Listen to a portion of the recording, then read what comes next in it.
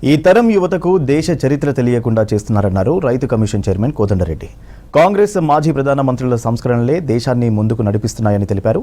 వందే మాతరం గీతంలో పంక్తులు మార్చారని, చరిత్రను వక్రీకరిస్తూ మాజీ ప్రధాని నెహ్రూపై విమర్శలు చేయడం బాధాకరమన్నారు.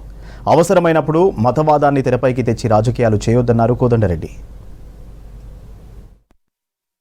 దేశ ప్రధాని మోదీ గారు దేశంలో కాంగ్రెస్ పార్టీకి ఉన్న ఆదరణను తట్టుకోలేక అప్పుడప్పుడు కాంగ్రెస్ పార్టీని విమర్శించడం కానీ, ఆనాటి స్వాతంత్ర సమరంలో పోరాటం చేసి దేశానికి ప్రధానమంత్రిగా బాధ్యతలు చేపట్టిన నెహ్రూను కూడా విమర్శించడం బాధాకరం.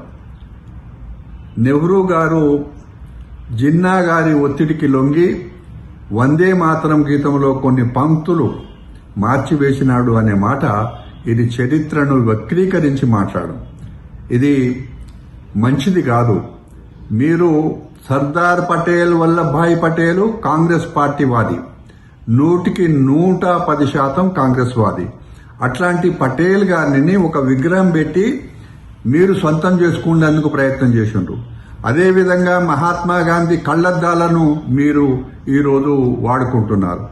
ఈ రకంగా ఆనాటి కాంగ్రెస్ పార్టీ నాయకులను మీరు వాడుకుంటూ ఒక పక్కన ఈ తరం యువతరం వాళ్ళకి చరిత్రను వక్రీకరించి చెప్పడానికి ప్రయత్నం చేయడం, అందులో నిండు సభలో నిన్న లోకసభలో పండిత్ జవహర్లాల్ నెహ్రూ విషయంలో ప్రస్తావన చేయడం, ఇది క్షమించరాని విషయం. చరిత్ర తెలుసుకో మోదీ గారు.